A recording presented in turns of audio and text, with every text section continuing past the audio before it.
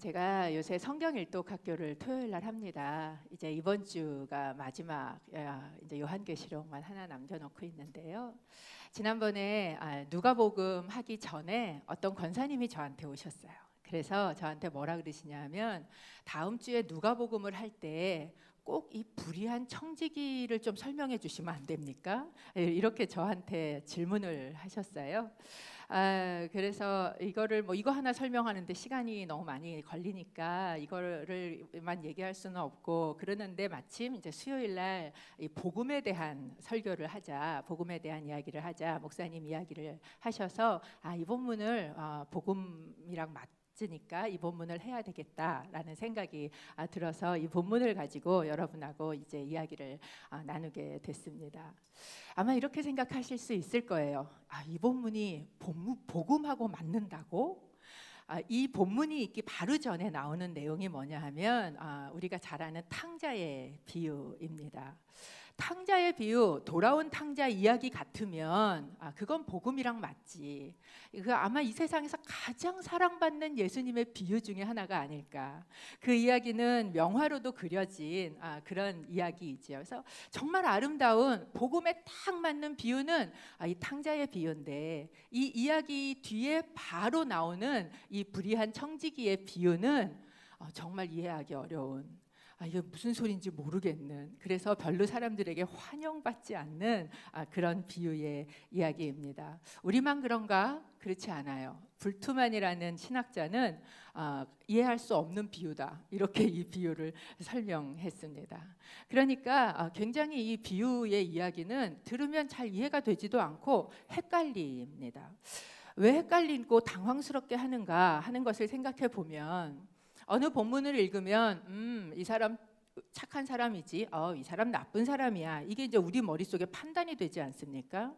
그런데 이 본문을 읽으면 이 사람이 착한 사람이라는 건지 아니면 나쁜 사람이라는 건지 우리 안에 잘 판단이 서지 않기 때문에 이 비유는 우리를 당황스럽게 합니다. 이 내용이 어떤 내용인가? 이런 내용이에요. 어느 부자가 있었답니다. 그 부자가 돈이 굉장히 많았는데 그 사람은 자기 재산을 누군가에게 맡겼습니다. 이 사람은 그러니까 뭐 돈이 많은 아마 준재벌쯤 되는 그런 사람의 재무이사쯤 되는 사람이었을 것 같아요. 모든 자기의 재산을 다 맡아서 관리하는 사람을 세워서 그 사람한테 맡겨놨다는 거예요. 그런데 어느 날 이 사장에게, 이 주인에게 투서가 한 장 들어왔습니다. 뭐라고 이야기를 하냐면 당신이 당신의 돈을 다 맡긴 그 투자 자문 그 이사, 그 사람이 당신의 돈을 다 가져다가 흥청망청 써버리고 있습니다 라는 투서가 들어왔어요. 그러니까 이 주인이 그 청지기를 불렀습니다. 그래서 데려다 놓고 이야기를 합니다. 여보게, 나한테 지금 이런 소리가 들리네. 내가 내 재산을 다 자네한테 믿고 신뢰하고 맡겨줬는데 당신에 대한 이런 내 재산을 다 낭비하고 있다는 이런 소리가 들리는데 이것이 사실인가? 하고 물었어요. 그러니까 이 청지기가 뭐라고 대답합니까? 유구무원이지요. 아무 말도 대답할 수가 없었습니다. 왜냐하면 사실이었기 때문에. 그래서 이 주인이 이야기합니다. 내가 자네에게 얼마간의 시간을 줄 테니 그 시간 동안 자네가 관리하던 내 모든 재산에 대한 장부를 다 정리해서 그것을 가지고 오게. 그리고 당신은 해고를 당할 걸세 라고 이야기를 합니다. 이제 그 주인 앞에서 나온 청지기는 생각을 합니다. 이제 나는 잘리는구나. 그러면 나는 뭐를 먹고 사나? 내가 나가서 막노동이라도 좀 해볼까? 그런데 여러분이 육체적인 노동을 안 하던 사람이 육체적인 일을 하잖아요. 병원비가 더 들어갑니다. 그건 아무래도 안 되겠다. 그러면 내가 다니면서 사람들한테 좀 구걸을 해볼까? 그래도 내가 그동안에 이사 자리에 앉아서 있었는데 어떻게 내가 그런 짓을 하나? 그거는 못하겠다. 그럼 도대체 나는 어떻게 먹고 살 수 있을까를 생각하다가 묘안을 하나 생각해냅니다. 그런데 그 묘안이라는 게 되게 이상해요. 그게 뭐냐 하면 장부를 조작하는 겁니다. 그래서 그가 빚진 사람들을 불러서 다 장부를 돈을 다 내려주고 그리고 이 나한테 은혜 받은 사람들 집만 돌아다니고 살아도 내가 한참은 먹고 살겠지라고 생각을 했다라는 거예요. 정말 거의 사기꾼 수준이지 않습니까? 그런데 이 이야기에 우리가 당황스러운 부분은 사실 이 청지기의 태도가 아닙니다. 이 다음에 나오는 주인의 태도예요. 이 주인이 이 청지기에 대해서 어떻게 합니까? 이 이야기를 듣더니 뭐야? 불같이 화를 내면서 당장 고소를 하고 그걸 압류를 하고 해야 되는데 껄껄 웃으면서 칭찬을 했다라는 것입니다. 그래서 이 이야기가 저희 속에 의문점을 불러일으켜요. 어떤 의문점을 불러일으키는가? 첫 번째는 도대체 왜 청지기는 이런 조작을 했느냐 하는 것이 우리 안에 풀리지 않는 첫 번째 의문입니다. 두 번째 의문은 왜 이 많은 빚진 사람들이 이 사기 행각과 같은 이 장부 조작에 동참을 했느냐 하는 것이 우리의 풀리지 않는 의문이고요. 세 번째 의문은 우리가 모두 갖고 있는 것처럼 이 주인은 도대체 왜 칭찬을 했느냐 하는 이 세 가지 의문점이 우리 안에 들어옵니다. 이 세 가지 의문점을 풀기 위해서는 당시 있었던 이 유대 사회를 저희가 이해할 필요가 있습니다. 유대인들은 율법적으로 돈을 빌려주고 그리고 높은 이자를 받는, 형제들에게 이자를 받는 것 자체가 금지되어 있었습니다. 출애굽기 22장 25절 저희가 좀 함께 읽어봤으면 좋겠어요. 시작 읽습니다. 내가 내 곁에 있는 가난한 누구에게 돈을 꿔 주었다면 너는 그에게 빚쟁이가 되지 말고, 너는 형제에게 돈을 꿔주고 가난한 자가 돈이 필요할 때 돈을 꿔주고 그에게 이자를 받지 마라. 이게 주셨던 율법이었습니다. 그런데 세월이 지나가고 시간이 지나가면서 이 유대인들은 머리가 좋잖아요. 그러니까 이게 편법을 써내기 시작을 한 겁니다. 제가 보면 전 인류 역사상 가장 이 JQ가 높은 사람이 유대인하고 한국 사람인 것 같아요. 여러분 JQ가 뭔지 아십니까? IQ를 넘어서 EQ를 넘어서 JQ는 잔머리 지수입니다. 그래서 이 높은 잔머리 지수를 가지고 이제 편법을 만들어서 하기 시작을 했는데 어떻게 했냐 하면 돈을 100만 원을 내가 빌렸어요. 그리고 100만 원을 빌렸는데 거기에다가 이 증서에다가 원금 100만 원, 이자 20만 원 이렇게 쓰면 나는 이자를 받는 게 되니까 율법을 어기는 게 됩니다. 그런데 계약서를 쓸 때 빚 120만 원 이렇게 쓰면 그러면 뭐예요? 그러면 눈 가리고 아웅이지만 이 율법을 어기지 않는 게 되는 거예요. 실제로 AD 33년경에 헤롯 아그리파 1세가 재산이 파탄날 지경이 됐습니다. 그래서 자기 집사를 보내서 돈을 좀 빌려오게 했어요. 얼마를 빌려오게 했냐면 2만 드라크마를 빌려오게 됐습니다. 그런데 이 서류에는 2만 드라크마를 쓰라고 강요를 받고 그리고 실제로 준 돈은 2,500 드라크마가 빠진 나머지 돈을 받게 돼 17,500 드라크마를 받았다라는 기록이 있습니다. 그러니까 이 이야기는 뭐예요? 이게 우리 흔히 얘기하는 선이자 뗀다고 합니까? 예, 전문 용어 나옵니다. 그래서 이렇게 하면서 고리대금을 하게 된, 아마도 이후로 유대인들이 전 세계에 흩어져서 사실 고리대금의 대명사가 된 게 아마 이때부터 쌓여진 노하우 때문이 아닐까 이렇게 생각을 합니다. 당시에 받았던 이율은요 굉장히 높습니다. 밀 같은 경우는 한 20%의 통상적으로 20%의 이율을 받게 되어 있었어요. 거기에다가 만약에 이 밀의 그 가치가 하락할 거를 감안해서 보험료조로 한 5%를 더 받기도 했답니다. 올리브 같은 경우는 더 작황을 많이 탄다 그래요. 그래서 올리브 같은 경우는 거의 80%의 이율을 받습니다. 그런데 보험조가로 붙게 되면 한 20%가 더 붙어서 거의 2배 가까운 완전히 폭리를 취했던 게 그 당시에 이 돈을 빌려주고 받는 그런 관행이었다고 해요. 그런데 이 일을 진행하는 사람이 부자가 직접 하지 않고 다 누구한테 맡겼냐 하면 청지기에게 맡겼어요. 그리고 이 청지기는 이 주인의 재산을 다 가지고 이렇게 빌려주기도 하고 이자를 받기도 하고 수금을 하기도 하고 뿐만 아니라 만약에 그 사람이 정말 어려워져서 이거를 갚을 수 없게 되면 분납을 해주기도 하고 아니면 심지어 이자를 깎아주는 권한까지도 다 가지고 있었던 사람이 바로 이 청지기였습니다. 바로 이런 사람이 이 본문에 등장하는 이 청지기예요. 그런데 이 청지기는 선한 청지기는 아니었습니다. 1장에 보면 이런 이야기가 1절에 보면 이런 이야기가 나와요. 어떤 부자가 있었는데 그 집 청지기가 주인의 재산을 낭비하고 있다는 소문을 들었다. 이 사람은 주인의 재산을 받았습니다. 그러면 그 재산을 어떻게 해야 돼요? 늘려야 함에도 불구하고 낭비하고 있는 사람이었다라는 거예요. 근데 이 낭비라는 단어가 참 재밌습니다. 이 단어가 여기 처음 나오지 않아요. 지금 주님께서 계속 비유를 이야기하고 계신데 바로 이 앞에 이야기했던 이 돌아온 탕자, 우리가 좋아하는 탕자의 비유에 보면 이 아들이 아버지의 재산을 다 가지고 먼 나라에 가서 허비했더라라는 단어와 똑같은 단어가 바로 이 낭비라는 단어에서 쓰여지고 있습니다. 이 사람은 주인의 재산이 자기 것인 것처럼 착각을 했습니다. 그리고 그것을 가지고 자기 자신에게 영원히 이것이 있을 것처럼 그것을 마구 흥청흥청 쓰기 시작을 했어요.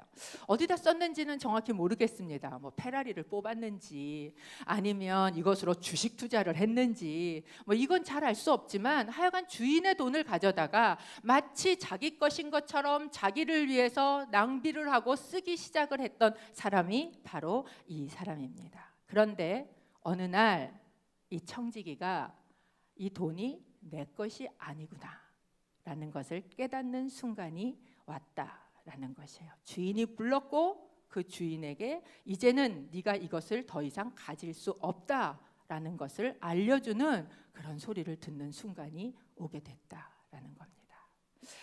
여러분, 인생은 어떻습니까? 우리의 인생도 내가 가지고 있는 건강 언제까지나 그럴 것 같아요. 그런데 어느 날 만난 의사의 말 한마디로 내 건강이 내 거가 아니었구나 라는 것을 깨닫는 순간이 우리한테 옵니다. 내가 가지고 있었던 시간 내 거라고 생각했는데 어느 날 이게 더 이상 내 거가 아니었구나 라는 것을 알게 돼요. 나한테 있는 자유, 이것도 마치 내가 마음대로 다 할 수 있는 것 같았는데 어느 순간 그것이 더 이상 내 거가 아니구나 라는 것을 알게 되는 순간이 온다는 겁니다. 그 순간이 되면 우리가 깨닫는 것은 무엇인가? 나에게 있는 시간이, 나에게 있는 건강이, 나에게 있는 자유가 또는 내가 주어진 이 지위가 한정적이구나 라는 것을 알게 되는, 깨닫게 되는 순간이 오고 내가 주인이 아니었구나, 이것을 철저하게 알게 되는 순간이 우리한테 온다라는 거죠. 이 청지기에도 그런 순간이 왔습니다. 그런데 이 청지기가 16장 3절에 보면 뭐라고 얘기하냐면 주인이 내 일자리를 빼앗으려고 하는구나 라고 이야기를 해요. 여러분, 어떻게 이게 주인이 뺏는 겁니까? 지가 잘못한 거지.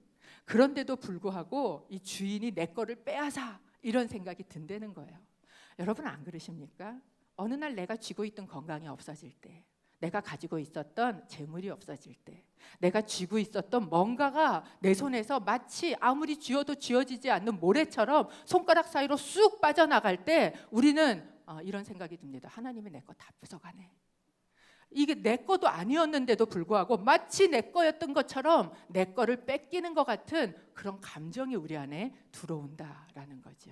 이 청지기도 그랬습니다. 그러면 그런 기분이 들 때, 내 거라고 생각하고 쥐고 살았는데 그것이 쑥 빠져나가서 뺏기는 것 같은 느낌이 들을 때 우리는 어떻게 해야 하는가? 원망하고 분노하고 그리고 절망하고 술을 퍼마시고 이렇게 해야 하는가? 이 청지기는 어떻게 했는가 하는 것이에요. 여기에서 이 주인이 왜 이 청지기를 이렇게 말도 안 되게 칭찬을 하고 있는가라는 것에 대한 포인트가 있습니다. 저희가 16장 8절 좀 함께 같이 읽어봤으면 좋겠습니다. 시작.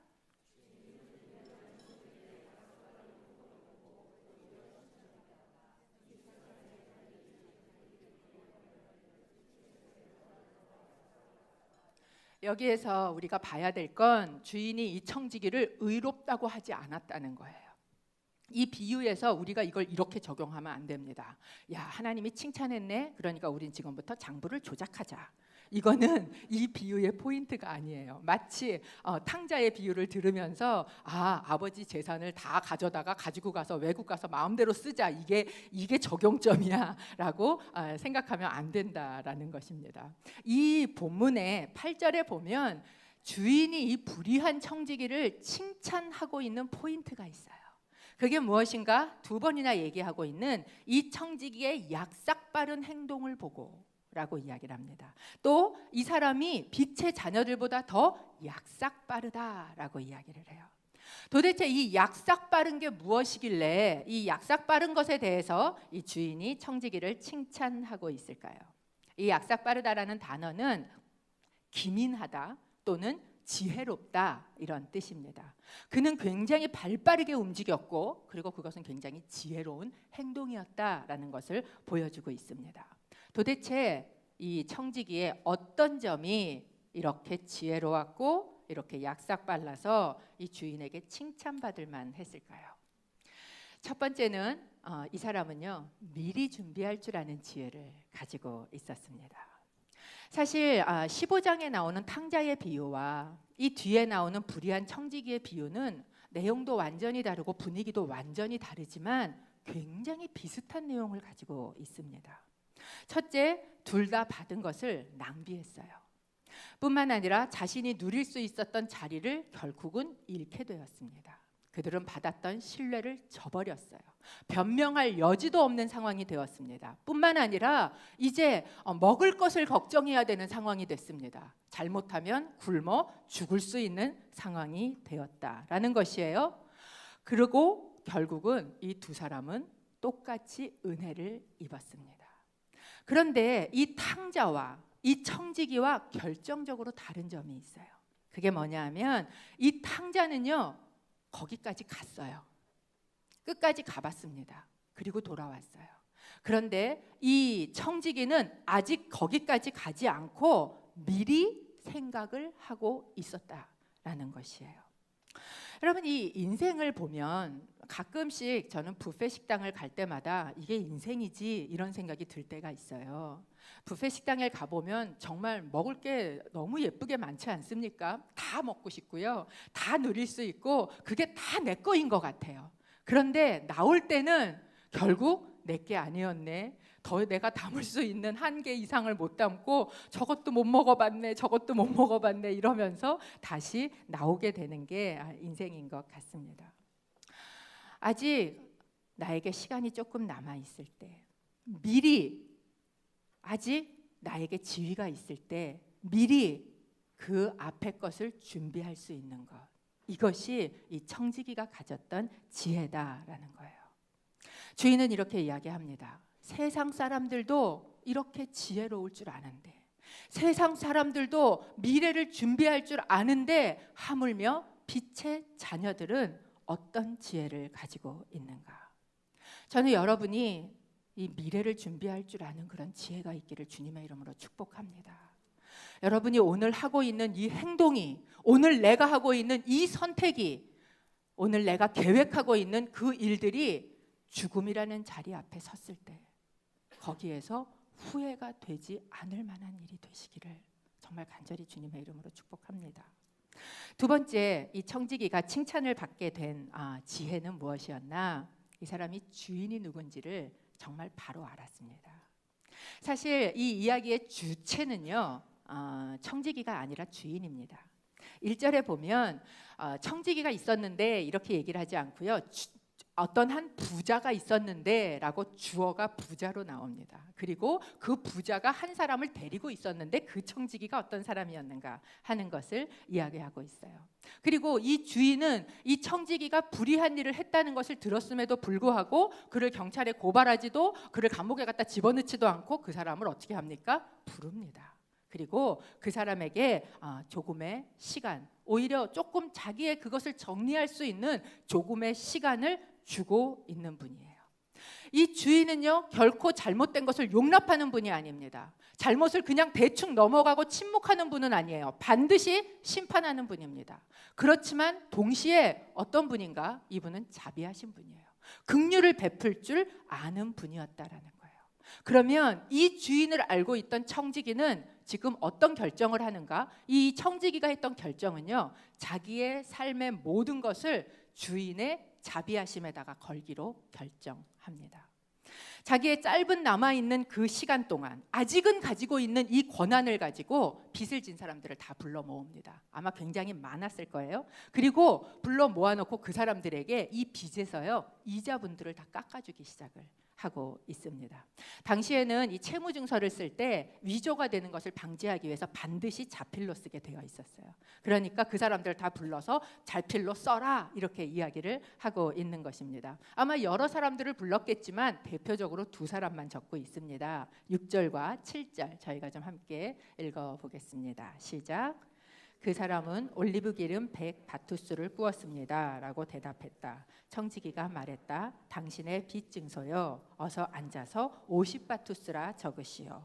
그러고 나서 청지기는 다른 사람에게 물었다. 당신의 빚은 얼마요? 그 사람은 밀 100 코루스입니다 라고 대답했다. 청지기가 말했다. 당신의 빈 문서를 받아서 80 코루스라 적으시오. 올리브 기름이 100 바투스다라고 얘기합니다. 아마 한 3,000 리터 이상이 되는 거다라고 이야기를 하는데요. 아주 감람나무가 좋은 감람나무는 한 120kg의 열매를 맺는답니다. 그리고 그걸 가지고 한 20리터 정도 되는 올리브 기름을 짠대요. 그러면 이 양은 아마도 한 150그루가 되는 이 올리브 나무를 1년 동안 잘 농사지어서 그래서 그 기름을 짠 양에 해당합니다. 그러니까 150그루가 있는 과수원 하나 전체를 다 1년 동안 농사한 돈이지요. 이 돈을 그 당시에 한 어느 정도 될 걸로 생각하냐면 1000데나리온 정도 될 것이다 라고 생각합니다. 그러면 한 데나리온이 사람의 한 하루 일당이라면 여기서는 일당이 얼마인지 모르겠는데 한국은 지금은 그래도 많이 올랐어요. 옛날에 한 10만 원 했던 걸로 제가 몇 년 전에 그렇게 했던 걸로 기억하는데요. 그걸로만 계산해도 어느 정도가 되냐면 한 1억이 됩니다. 그러니까 굉장히 큰 돈이지요. 그 1억의 그 돈 증서를 갖다 놓고 여기에다가 빨리 5천만 원이라고 적으시오. 이 사람이 어떻게 했을 걸까요? 여러분 같으면 어떻게 하셨겠어요? 고맙습니다. 너무너무 이 은혜를 제가 어떻게 갚지요? 막 이렇게 하지 않았겠습니까? 그러면 이 청지기는 속으로 웃으면서 그랬을 거예요. 갚을 날이 올 겁니다. 이러면서 이제 이 사람을 보냈을 거예요. 밀도 똑같이 불러놓고 그 20%의 이자분을 깎아주는 일을 하고 있었습니다. 이 사람들은요 아직 청지기가 해고된 걸 모릅니다. 그러니까 이 청지기는 자기가 가지고 있는 권한을 가지고 해줄 수 있는 뭐를 해주고 있어요? 모든 은혜를 이 사람들에게 다 베풀어주고 있다라는 것이에요. 그러니까 이 빚진 사람들 생각 안에는 어떤 생각이 드느냐 하면 이 청지기에게 은혜를 받는 것도 너무 감사하지만 동시에 이 청지기는 누구를 대표하고 있기 때문에 주인을 대표하고 있기 때문에 이런 청지기를 데리고 있는 이 주인이라면 이 주인은 얼마나 은혜로운 사람인가. 다른 사람들은 다 고리대금을 받아서 막 몇 배로 이걸 받아 챙기는데 무이자로 이 이자를 다 깎아주고 있단 말이야. 이러면서 모두 다 아주 칭송이 이 주인에 대해서 자자했을 겁니다. 자, 이제 이 공은 누구에게 넘어갔는가? 주인에게 넘어갔습니다. 이제 주인은 결정을 해야 합니다. 이 빚을 탕감받은 사람들을 다 불러놓고 그건 내 생각 아니야. 그건 제 청지기가 한 짓이니까 그거 다 무효야. 도로 다 갚어. 라고 이야기를 할지 아니면 그대로 은혜롭고 그대로 자비로운 주인으로 그 사람들에게 그 돈만큼을 다 베풀어주고 말지를 이 주인은 결정해야 합니다. 그리고 주인은 그렇게 했어요. 청지기는 이 주인이 그렇게 할 사람이라는 것을 알았습니다. 여러분 복음이 뭔지 아십니까? 복음은 하나님이 어떤 분이시라는 걸, 그분이 어떤 자비하신 분이라는 것을 아는 것이 복음입니다. 믿음은 그 분에게 자기 자신을 그대로 의탁하는 것이 믿음이에요. 그리고 청지기는 그분이 어떤 분이신지를 바로 알았고 복음을 알았고 그가 그렇게 할 것이라는 것을 믿음으로 자기 자신을 의탁했습니다. 이 주인은 그의 성품으로 볼 때 나를 잡아다가 너 왜 그런 장부를 조작했어? 그리고 가둬다가 가두지 않을 뿐이라는 믿음이 이 청지기 안에 있었다라는 것입니다. 여러분 그것이 복음이고 그것이 믿음입니다. 탕자는요 돈만 있으면 된다고 집을 나갔어요. 그런데 어느 순간에 그 아버지가 어떤 분이신지를 바로 알고 기억해낸 것이 복음이었어요. 그분의 품으로 다시 돌아온 것이 믿음이었습니다. 그러나 그 집안에 있었음에도 불구하고 그 아버지가 어떤 분인지, 그 아버지가 얼마나 자비하고 긍휼한 분인지 알지 못하고 나를 위해서 염소 새끼 한 마리도 준 적이 없는 인색한 아버지라고 이야기하고 아버지를 제대로 몰랐던 이 큰아들은 복음을 몰랐던 사람이에요. 그가 주신 것을 하나도 누리지 못했던 믿음이 없는 사람이었다라는 것을 보여주고 있는 겁니다. 이 청지기의 행동으로 인해서요, 사람들은 주인은 한 번도 만난 적이 없어요. 본 적이 없는 주인이지만 이 주인이 얼마나 은혜로운 분이라는 것을 이들이 알게 됐다는 것을 보여줍니다. 세 번째, 이 청지기가 정말 지혜롭고 칭찬받을 만했던 이유는 가장 중요한 일을 할 줄 알았다는 겁니다. 16장 9절 함께 읽어보겠습니다. 시작. 내가 너희에게 말한다. 불의한 재물로 너희를 위해 친구를 만들라. 그래서 재물이 다 없어질 때 그들이 너희를 영원한 장막으로 환영하게 하라. 여기에 보면 앞절에도 이 사람을 불의한 청지기라고 이야기하고 여기에도 불의한 재물이라고 이야기합니다. 그렇다면 불의한 재물은 뭔가요? 이거는 훔친 돈을 불의한 재물, 훔쳐서라도 친구를 만들어라 이런 이야기인가요? 이 불의한이라는 단어는 원어를 보면 세속적인 또는 이방인적인이라는 뜻이 있습니다. 그때 그 사람 유대인들 안에는요, 성스러운 것과 속된 것에 대한 분리가 있었어요. 이방인은 성스럽지 않고 속되고 유대인은 성스럽다라는 이런 분리가 그들 안에 있었습니다. 그런데 지금 이 주인이 칭찬하고 있는 이 청지기는 이 세속적인 사람이지만 여기서 세상의 사람들이라고 이야기하지 않습니까? 이 세속적인 사람이지만 또 세상적인 걸 가지고 있었지만 그 세상적이고 세속적인 걸 가지고 영원한 것, 성스러운 것이 되게 할 수 있는 일을 했다라는 것을 보여줍니다. 어떤 친구길래 여러분 그들이 영원한 장막으로 우리를 환영해 드리게 한다는 거예요. 갖고 있는 것은 세속적인 걸 수 있어요. 이건 세상적인 것 같은 걸 수 있어요. 그거는 내 집일 수도 있고 직업일 수도 있고 내가 가지고 있는 돈일 수도 있고 그거는 육체적인 걸 수도 있어요. 그런데 그 일시적이고 세상적이고 육체적이고 한정적인 것을 가지고 영원한 것이고 거룩한 것이고 하나님의 일이 되게 만들 수 있는 그런 일을 이 불의한 청지기가 했기에 그는 이방인이지만 그는 세상 사람이지만 하나님의 사람들보다 어떤 면에서 더 지혜롭다. 왜? 가장 중요한 일을 했기 때문이다 라고 이야기를 합니다. 여러분 우리는 이런 이야기를 해요. 나는 뭐 이렇게 돈 중요하게 생각 안 해요. 그냥 도구일 뿐이지요. 저는 돈을 섬기거나 그러지는 않습니다. 그런데 돈 얘기만 나오면 유난히 예민해진다. 그러면요, 돈이 걸리는 사람이에요. 제가 아는 어떤 권사님이 이런 이야기를 하셨더랬어요. 내가 세상을 오래 살아보니까 돈이 첫째는 아니야. 그렇게 얘기하시더라고요. 근데 둘째도 아니야. 그만큼 돈은 가지고 있는 힘이 있더라라는 이야기를 하고 있어요. 만약에 내가 이 돈을 가지고 내가 가장 세속적인 거라는 걸 가지고 그리고 관계를 깨트렸다면 여러분 우리의 관계가 깨지는데 얼마나 많은 이유가 돈 때문에 일어납니까? 그러고 있다면 여러분 나는 돈을 섬기고 있는 겁니다. 왜? 주인은요 돈에 관심이 있지 않아요. 주인은요 그걸 가지고 내가 만들어낼 친구들에게 관심이 있어요. 영원한 장막 안에 함께 들어가게 될 친구에 관심이 있습니다. 여러분 친구라는 거 어떤 거예요? 친구는 같은 것을 공유하는 거예요. 그냥 우리 친구 아이가 이게 친구 아니고 진짜 같은 것을 공유하는 예수님한테는 친구가 무엇이었는가? 나는 너희를 다시는 종이라고 부르지 않겠다. 나는 너희를 친구라고 부르겠다. 친구를 위하여 목숨을 잃으면 이보다 더 큰 사랑이 없다라고 주님께서 이야기하고 계셔요. 그렇다면 여러분 친구를 만드는 게 무엇입니까? 사랑하는 거잖아요. 친구는 가끔 내 거를 정말 아무 이유 없이 줘도 아깝지 않은 게 친구지 않습니까? 그 사람의 잘못된 것이 보여도 들춰내기보다는 가려주고 싶은 게 친구지 않습니까? 무엇보다 사랑하는 것, 여러분 그것은 사람을 사는 것이요. 내가 갖고 있는 한정적인 그 어떤 것을 가지고 사람을 사는 것을 이 주인은 칭찬하고 있어요. 그래서 불의한 청지기에게만 이야기하는 것이 아니라 이렇게 이야기를 했어요. 내가 너희에게 말한다. 이 청지기를 한번 봐라. 자기가 가지고 있는 이 세상적인 것을 가지고 영원한 사람을 사는 것, 이것처럼 중요한 일은 있지 않다라고 이야기했다는 겁니다. 제가 가끔 저희 집안 이야기를 합니다.